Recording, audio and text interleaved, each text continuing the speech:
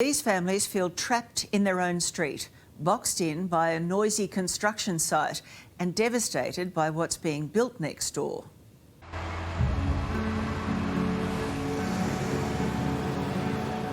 This is constant. That's right, yeah.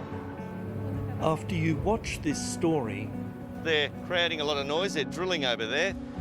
you won't ever complain again about your neighbour's renovations or the noisy road you may live on. This is what we're gonna facing every single day and night. That's what you get all the time. Yeah, they will be forever.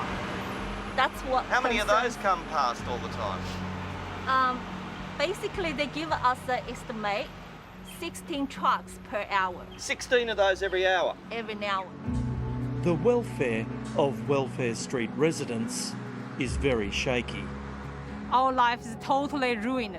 We are very upset and with no hope, and we don't know who can help us. I feel my life have no hope anymore, basically. I'm sorry, mate, we might end the conversation. I can't hear. Yeah. An island of heritage is fast being surrounded by a great big construction site.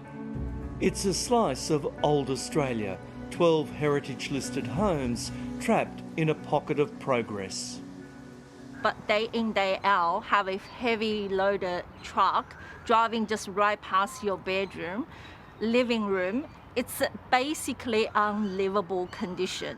I don't know how this. They're building a massive new warehouse distribution centre right next door to Lingley and Ivan's fence. Like that. And if it looks busy now, it's going to get a whole lot worse. And of course, when this becomes a warehouse distribution centre, Yeah. that's going to go on 24/7. 24/7. That's what they're proposing. Before it's nice, you know. But it is no longer, says Benjamin at number 10. We got to live here surrounded, you know, by all those industrials. It's not fair for us. And there's no reprieve, says Kurt. How long does the noise go on for? All day? That's all day, yeah, that's all day, yeah. Because at night we can't even get a good rest as well. For Edward and Echo at number 4, the construction company's solution of a 4-metre high fence against their property is going to make things even worse. By building a 4 meters high fence, our house is going to be permanently changed because of the no sunlight until the 3 o'clock in the afternoon. But for them and other residents here, Every time when the truck comes, our house is literally shaking. the thought that their tiny street is going to be the access point in and out of the 24-hour centre is just unbearable. Our kids is in this COVID situation, is going to be stuck inside with no sun at all. We used to be able to play a lot of activities outside.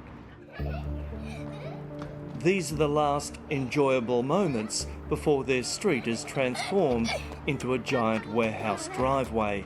And everyone who owns here, like Babita and Bernard, claim it all happened suddenly, without consultation. I mean, when we found out, it was too late. And for those like Sha'u, well, they say they're trapped in a bureaucratic system they don't understand.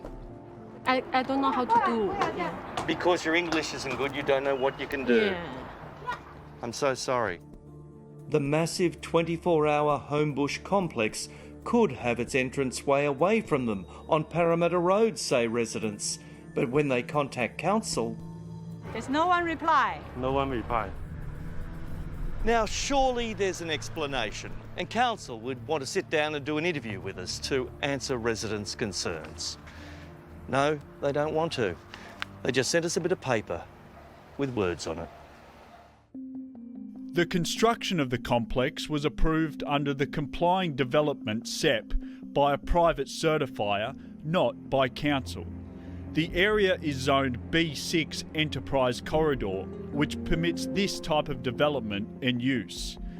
Striking a balance between supporting local industry whilst preserving amenity for residents is key to planning decisions of this nature. It seems to me that everyone was focused on facilitating a fast-track approval of a proposal that was going to provide economic development to the area. At the expense of residents, says Melbourne Town Planner Bill Kuznachuk. And a secondary consideration has been the impacts that are caused to this conservation and heritage zoned area. And here's the rub. All this can be built right here, but if the owners want to change their homes in any way, well, watch out.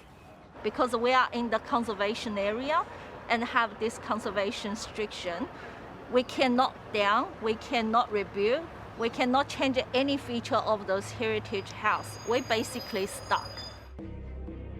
Given their surroundings are being gobbled up by commercial and industrial sites, residents say their only way out is for the heritage order to be lifted so they can sell to developers.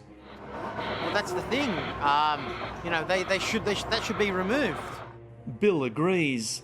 If you don't want to have these properties protected that way because the area is in transition, then you should remove the conservation and heritage controls. And if that doesn't happen, We feel so trapped.